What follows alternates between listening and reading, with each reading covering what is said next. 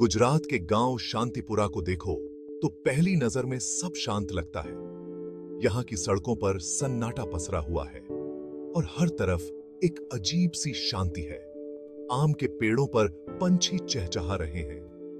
यह दृश्य बहुत ही सुंदर और मनमोहक है, मानो सब कुछ सामान्य हो। बच्चे धूल भरी सड़कों पर खेल रहे हैं। उनकी हंसी और खेलकूद से गांव की गलियां गूंज रही हैं। लेकिन गौर से देखने पर एक अलग ही कहानी दिखती है। ये घर जो कभी खुशियों से भरे थे, अब वीरान और सुनसान है। कई घर खाली पड़े हैं, परिवार अधूरे हैं। ये घर अब सिर्फ ईंट और पत्थर के ढांचे बनकर रह गए हैं। ये गांव और ऐसे ही कई गांव इलीगल इमिग्रेशन के जख्म लिए हुए हैं। यहां के लोग बेहतर भविष्य की तलाश में अपने घर बार छोड़कर चले गए हैं। जवान लड़के और कभी-कभी औरतें भी अपने अपनों को छोड़कर चले जाते हैं। वे अपने परिवार और दोस्तों को अलविदा कहकर अनजान रास्तों पर निकल पड़ते हैं। वो दूर देशों में एक बेहतर जिंदगी के सपने के पीछे भागते हैं। उनके मन में एक नई शुरुआत की उम्मीद होती है। उन्हें दौलत और मौके की उम्मीद होती है। वे सोचते हैं कि वहां जाकर उनकी जिंदगी बदल जाएगी, लेकिन उनका यह सफर खतरों से भरा होता है। उन्हें कई मुश्किलों और चुनौतियों का सामना करना पड़ता है। यह कहानी है उन लोगों की जो एक नई शुरुआत के लिए सब कुछ दांव पर लगा देते हैं। वे अपने सपनों को पूरा करने के लिए किसी भी हद तक जाने को तैयार होते हैं। यह कहानी है डोंकी प्रोसेस की। ये एक ऐसी प्रक्रिया है जिसमें लोग अवैध रूप से सीमा पार करते हैं और इसके लिए वे अपनी जान तक जोखिम में डाल देते हैं। पटेल परिवार शांतिपुरा में बहुत इज्जतदार था। वे अपने सादगी और मेहनत के लिए जाने जाते थे। पिता महेश बहुत मेहनती किसान थे। वह सुबह से शाम तक खेतों में काम करते थे ताकि परिवार का पेट भर सके। उनकी पत्नी लीला अपनी नेकदिली के लिए जानी जाती थी। वह हमेशा अपने पड़ोसियों की मदद करती थीं और गांव में सबकी चहेती थीं। उनके दो प्यारे बच्चे थे, एक बेटा और एक बेटी। दोनों बच्चे बहुत होशियार और खुशमिजाज थे और अपने माता पिता का गर्व थे। जिंदगी आसान नहीं थी, लेकिन वो खुश थे। फिर मुसीबत आ गई। अचानक उनके जीवन में कठिनाइयां आने लगीं। 2 सीजन लगातार मॉनसून फेल हो गया। बारिश न होने के कारण खेतों में पानी की कमी हो गई। महेश की फसल सूख गई और बर्बाद हो गई। खेतों में मेहनत का कोई फल नहीं मिला। परिवार कर्ज में डूब गया।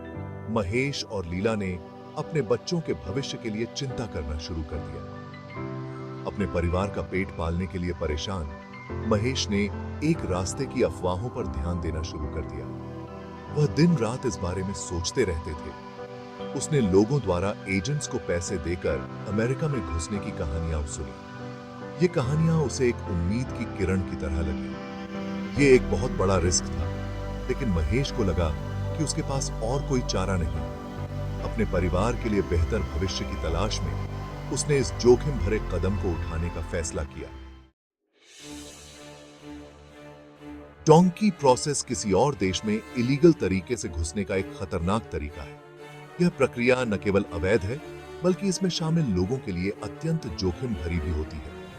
इसमें अक्सर कई स्टेप्स होते हैं, जिनमें हर कदम पर खतरे और चुनौतियां होती हैं। सबसे पहले लोगों को सीमा पार चोरी छिपे ले जाया जाता है, जो अक्सर रात के अंधेरे में होता है ताकि पकड़े जाने का खतरा कम हो। अक्सर ट्रकों या मालवाहक डिब्बों में छिपाकर। ये ट्रक और कंटेनर बहुत ही तंग और असुविधाजनक होते हैं। उन्हें तंग, अमानवीय परिस्थितियों में कई दिनों या हफ्तों तक यात्रा करनी पड़ सकती है। इस दौरान उन्हें भोजन और पानी की कमी का सामना करना पड़ता है। इस प्रक्रिया में डोंकी खुद स्मगलर्स को दर्शाता है। ऋषिकी, जो इन लोगों को अवैध तरीके से सीमा पार कराने का काम करते हैं। वे इंसानों के साथ जानवरों जैसा व्यवहार करते हैं और मुनाफे के लिए उनकी मजबूरी का फायदा उठाते हैं। ये स्मगलर्स अक्सर बहुत ही निर्दयी और क्रूर होते हैं। ये एजेंट्स अक्सर ऐसे वादे करते हैं जो वो निभा नहीं सकते। वे लोगों को एक बेहतर जीवन का सपना दिखाते हैं, लेकिन हकीकत में ऐसा कुछ नहीं होता। वो विदेश में जिंदगी की एक बहुत अच्छी तस्वीर दिखाते हैं, जिसमें अच्छे रोजगार, बेहतर जीवन स्तर और सुरक्षा का वादा होता है। वे कमजोर लोगों की उम्मीदों और सपनों का शिकार करते हैं। ये लोग अक्सर अपने देश में गरीबी, युद्ध या अन्य कठिनाइयों से भाग रहे होते हैं और इसीलिए वे इन झूठे वादों पर विश्वास कर लेते हैं। पाते हैं। एजेंट्स ने महेश से कहा कि यह सफर बहुत आसान और छोटा होगा। उन्होंने उसे अमेरिका में एक अच्छी तनख्वाह वाली नौकरी का वादा किया।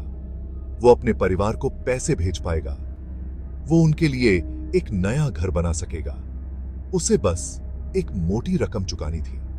मजबूरी में अंधे हुए महेश ने एजेंट को पैसे देने के लिए अपना सब कुछ बेच दिया। उसने अपने परिवार को अलविदा कह दिया, जल्द ही अमीर बनकर लौटने का वादा किया। तब उसे नहीं पता था, लेकिन यह आखिरी बार था जब वो अपनी पत्नी और बच्चों को देख रहा था।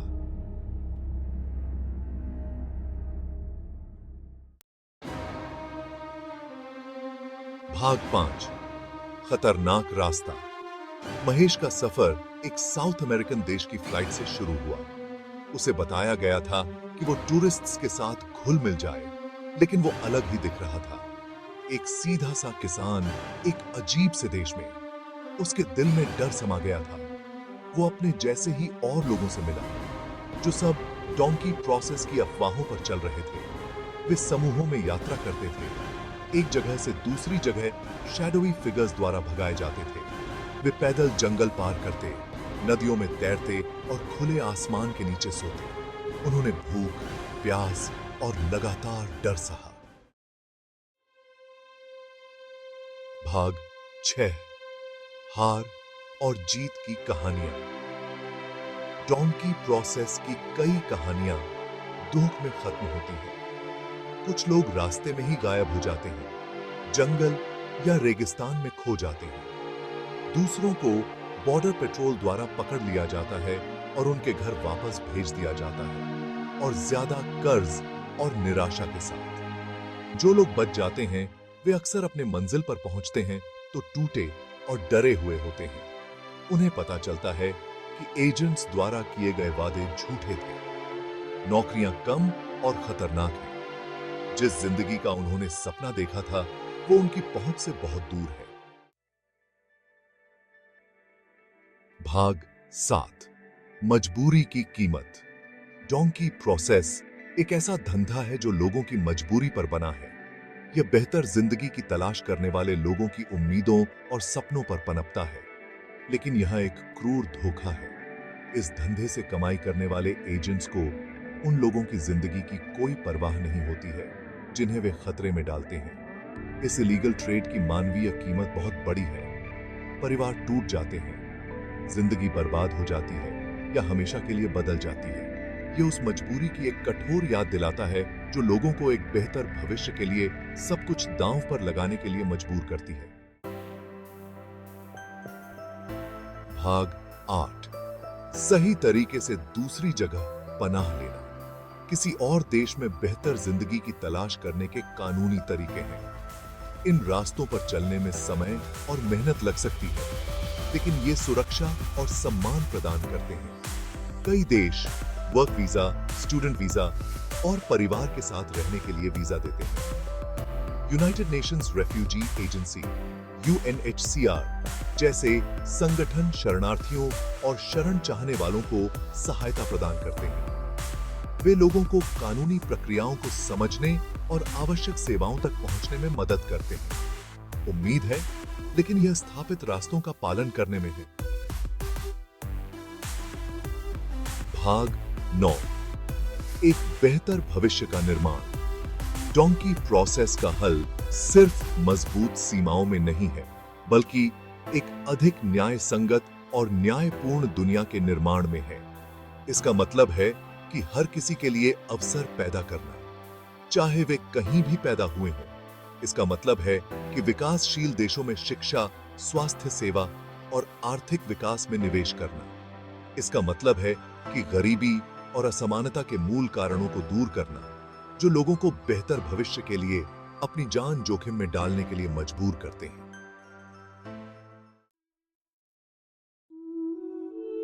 भाग 10। उम्मीद चुने, सुरक्षा चुने।